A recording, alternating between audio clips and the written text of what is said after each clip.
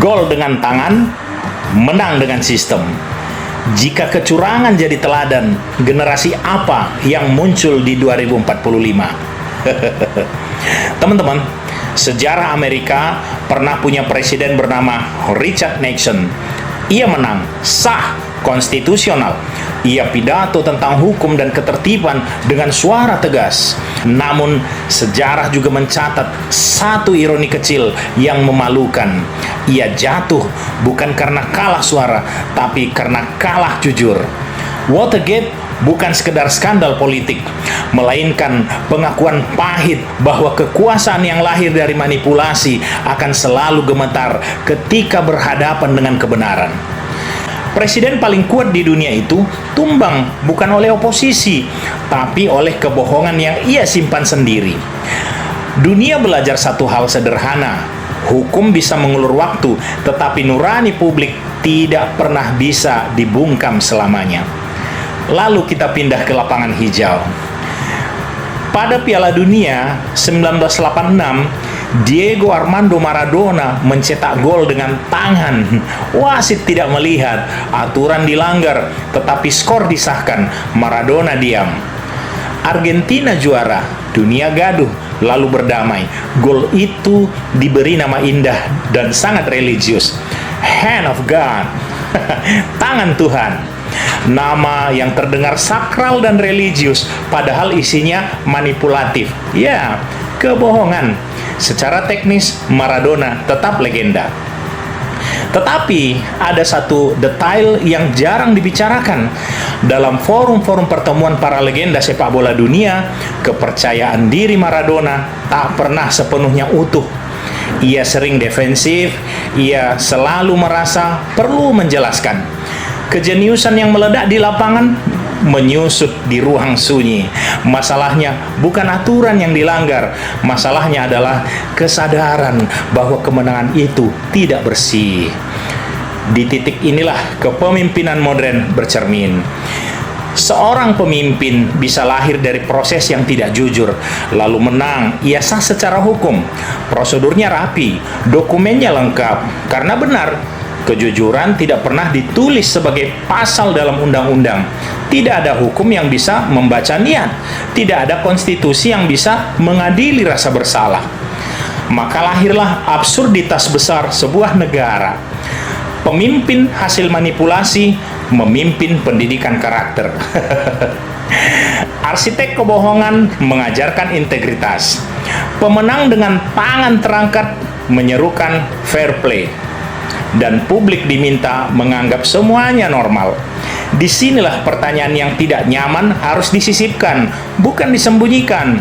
Akankah generasi emas 2045 lahir dari sistem dan model yang terlihat bertolak belakang dengan fondasi karakter emas yang dimaksud?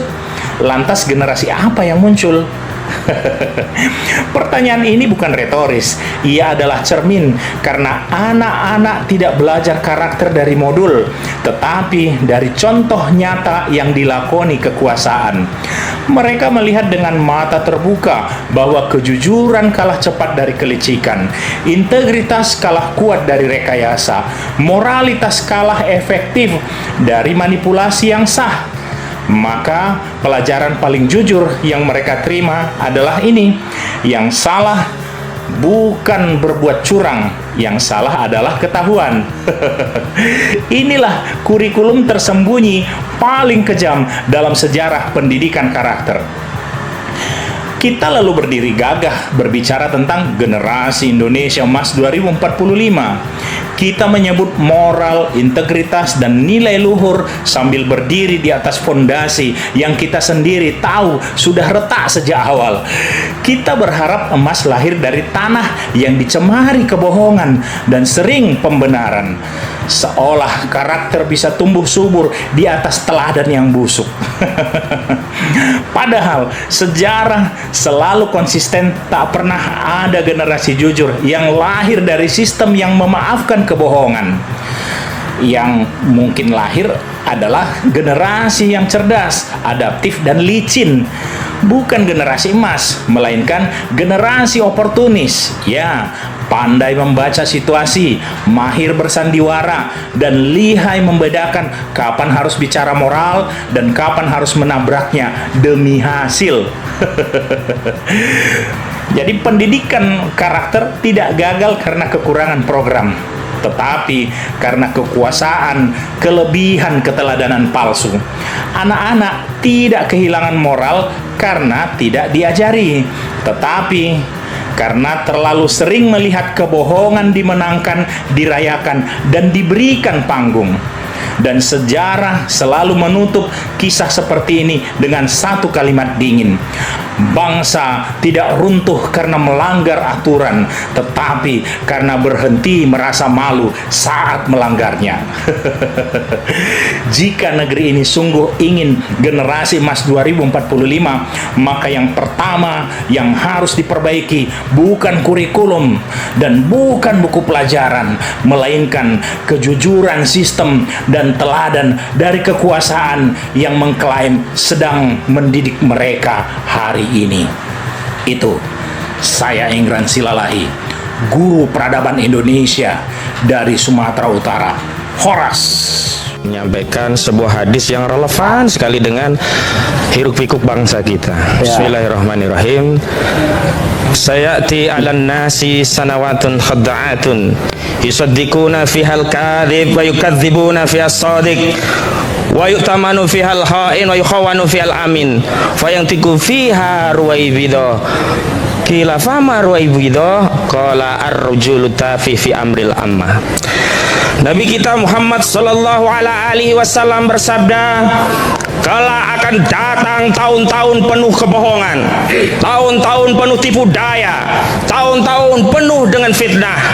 Yang bohong dianggap jujur, yang jujur dianggap bohong, yang khianat diberi amanah, yang amanah dianggap khianat. Lalu ketika itu akan ada ruwaibidhoh natik berbicara. Kemudian para sahabat bertanya, karena istilah ruwaibidhoh itu belum dikenal para sahabat kita itu. Apa itu ruwaibidhoh ya Rasulullah? Rasulullah menjawab, at-tafihu ar-rijalu tafih fi amril amah.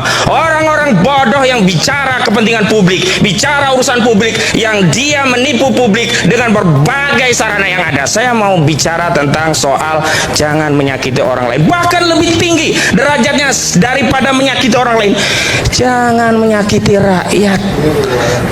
Kalau hari ini kritik ijazah saudara Joko Widodo dianggap menyakiti saudara Joko Widodo, baik kami terima. Karena itu fokus saja pasalnya 310 KUHP dan 311 KUHP, jangan diseludupkan pasal 35 Undang-Undang ITE, jangan diseludupkan pasal 32 ITE.